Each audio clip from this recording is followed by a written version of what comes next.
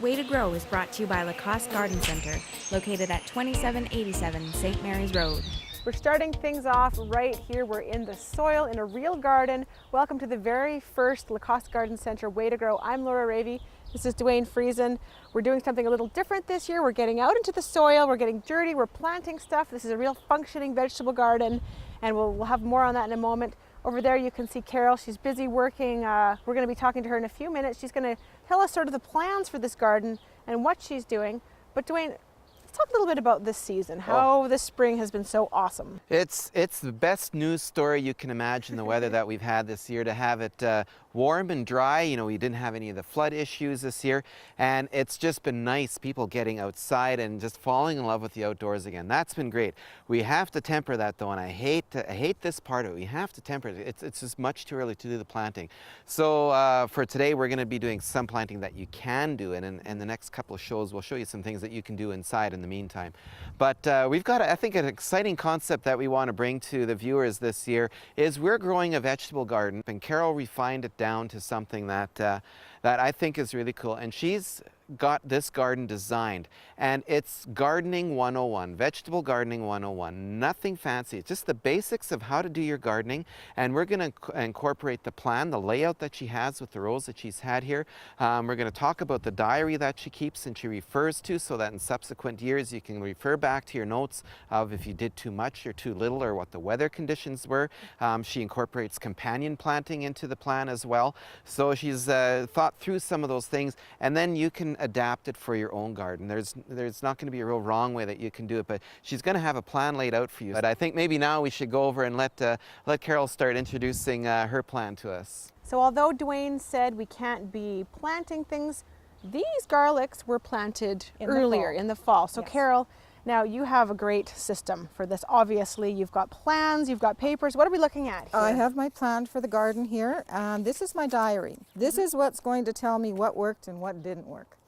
And if we have this, I have the schedule as to when the seeds will be planted, what freezes early, what doesn't, what you can put in now, what you can't.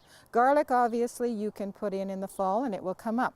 Our next one is going to be onions, and I'm going to show you how to pull them apart and put them in the ground. Okay.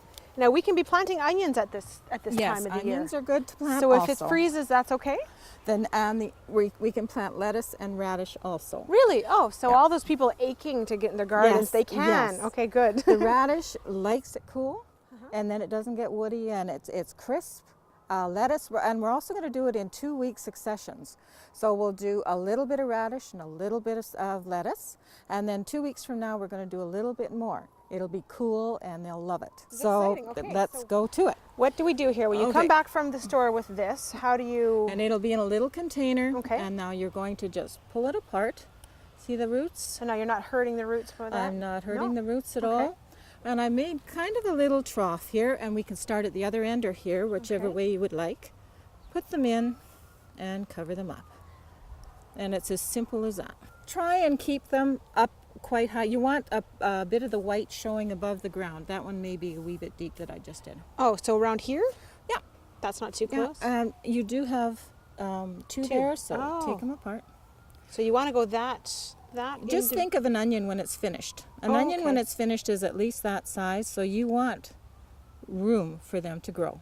Okay, how's that? Perfect. So and I want to show you this handy dandy little shaker, and you've seen them all over the place. Oh. This will prevent the seeds from coming out too fast. Oh, and good you're just idea. going to go right along that trough and sprinkle in the lettuce all the way. Just move. Just keep going this way. All right. This is a great invention.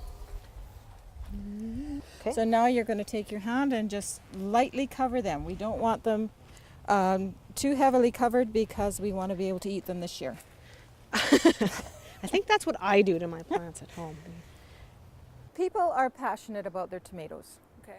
And for them to grow in Manitoba early, a cozy coat is a wonderful thing to have. This cozy coat will keep the warmth in because of the water. The water is in every one of these little cells all the way around. And you use a planter like this when you're filling it up so that it doesn't collapse. Fill it up with water. Take your tomato out of the pot, dig a hole and put it in. Oh, so you're... Oh, I'm I thought- planting it right inside the cozy coat. It'll be nice and cozy. If there's a frost, it won't freeze. The water will keep it warm. So all as way the around. water freezes, the heat and the energy of it it's- freezing pushes towards the center of the tomato. That's right. So is it difficult to fill this up? We saw you earlier, you and Dwayne using Yeah, we used a watering the can. watering can because we didn't have the proper end for the hose, but it's very easy to fill. So you can plant your tomatoes, you put them in a coat, leave them, even if it freezes, it's not necessarily going to mean your tomatoes It's not gonna going to die. hurt your tomato. Excellent. Well, thank you so much for showing us this stuff, and we're excited to learn and watch this garden progress over the summer.